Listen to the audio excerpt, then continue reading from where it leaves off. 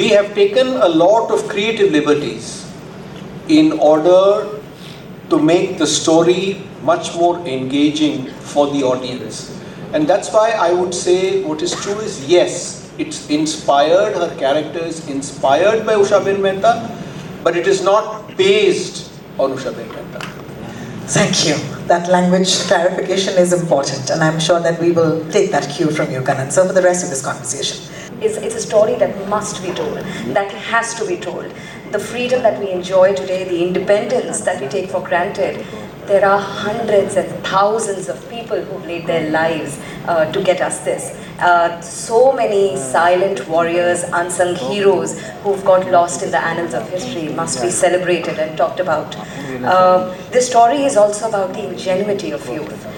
It talks about the power of communication and how that can mobilize the masses, for a cause. So that's the power of communication. And really, at a tender age of 19, when most people think about their careers and their lives and their dreams, it's a story about these bunch of people led by Usha who are willing to give up their lives, and they're standing up against the mighty British because they believe in a vision of India. It's a beautiful story. I'm really proud of the fact that Dharma Productions collaborated with us, and what an incredibly collaborative journey this has been. It is very critical to remember that when you're making a period film or a historical film, as this is in a sense, you are true to that form and time that the film is being made in. So we had to be so careful that we are correctly representing the art form, the costumes of that time, and the look is correctly done. And I have to say, Kanan sir, his team and my production teams have worked really hard in recreating the South Bombay of 1940s where this film is set, and we had to kind of create the entire pre-independence feel, which was, with buggies, trams. We had to put up these gas lights because the lights on the streets at that point were with gas lights. So it's a lot of work in terms of pre-production and post-production. I have to say the teams have worked extraordinarily well, to give it that look and feel that allows us to identify with the time, the period, and the movement that was there at that point. And so it was very challenging, but I'm really thankful to Kanan, his team, our production team, the VFX team, and Amazon Prime, who have been very, very patient and supportive through this whole process. And yes, we have a wonderful film now that's ready. But I want to ask you, how different has it been for you to play this character? Because I think it is challenging, right, to look a certain way, differently from the rest of perhaps the movies that you've done, to be first inspired by a real life person. How is that for you as a process? See, I'll tell you that, Kanan sir said very beautifully that it's a film that's inspired by a real character. But more than that, I think that it's not just about Usha. I think what this film endeavors to do is to tell a story of bravery that should, God willing, be a beacon of inspiration for coming generations in all realms of life. Therefore, the pressure was to be able to portray a character that will connect and will hopefully inspire. So that's the first thing. I also think as far as, the de-glamorous or visual is concerned, people asked me that, so how did it feel that there wasn't much glitter and glamour involved? And I was like, not at all. Ratna was the costume designer, and I sat with her and I said, listen, you give me the uncomfortable shoes if you have to.